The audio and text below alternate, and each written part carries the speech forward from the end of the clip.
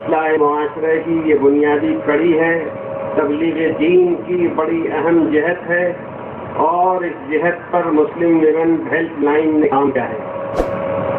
جو تفصیلات سامنے آئی ہیں وہ قابل لحاظ بھی ہیں،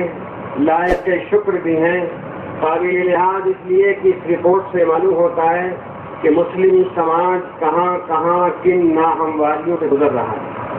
اور اس کے ساتھ ساتھ پھر یہ فکر مندی ہمارے دلوں میں پیدا ہوتی ہے کہ ان ناہمواریوں کو کس طرح دور کیا جا سکتا ہے۔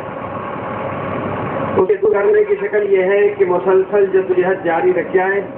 اور مختلف قسم کے قضایا، مختلف قسم کے جو معاملات سامنے آتے ہیں ان کو حل کیا جائے، سمجھا بجھا کر۔ شوہر اور بیوی کا معاملہ ہو، بھائی بہن کا معاملہ ہو، وراثت میں مختلف حصے داروں کا معاملہ ہو، انہیں اللہ کے حکم کو بتا کر، اللہ کے رسول صلی اللہ علیہ وسلم کا واسطہ دے کر، دین پر عمل کے جذبے کو بیدار کر کے جو کام کیا جائے گا اس میں مضبوطی بھی ہوگی، استواری بھی ہوگی، دین پر عمل بھی ہوگا، خدا کی مدد بھی ہوگی۔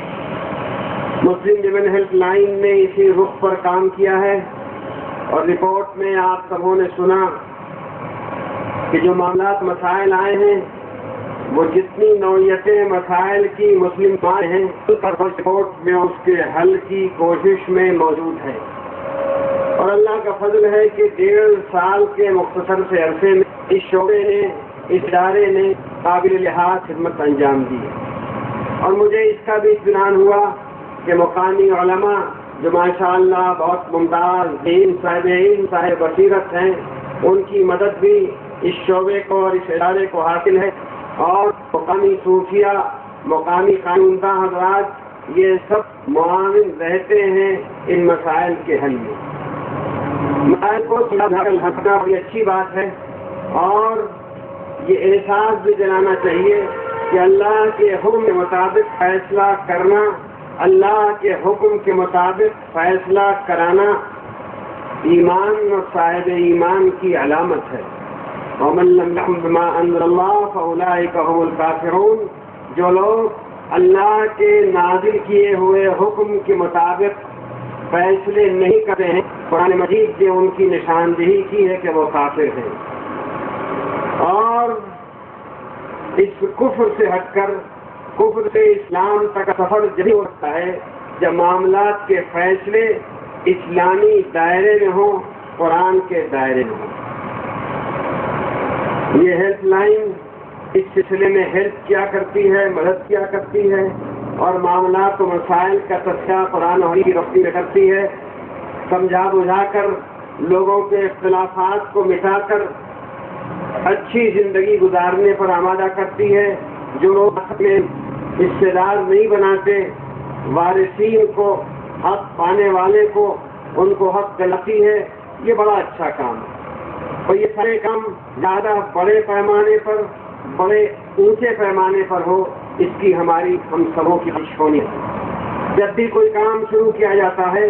ابتدا کسی نقطے سے ہوتی ہے، اور نقطہ بہت چھوٹا ہوا کرتا ہے،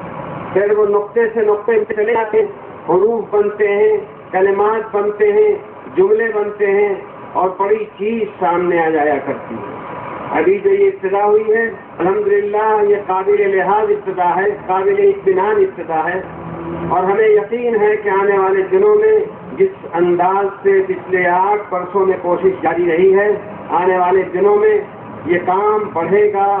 پھیلے گا، اور مسلم سماج کی دشواریوں کے حل کرنے میں مدد دے گا۔ قابل لحاظ بات یہ ہمیشہ ہمارے سامنے رہنی چاہیے کہ یہ معاملہ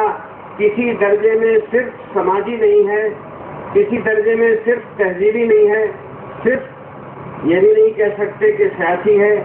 یہ معاملہ اور یہ ساری جد و جہد دینی ہے، اور دینی رہے گی انشاءاللہ۔ اس لیے اس معاملے کے حل میں ہمیں ہر مرحلے میں اس بات کی کوشش جاری رکھنی چاہیے کہ علماء کرام، مفتیان اعظام اور دین کے ماہرین سے رابطہ رہے،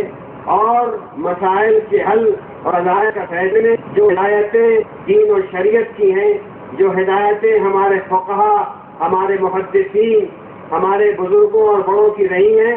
ان کی پابندی ہم سب کریں.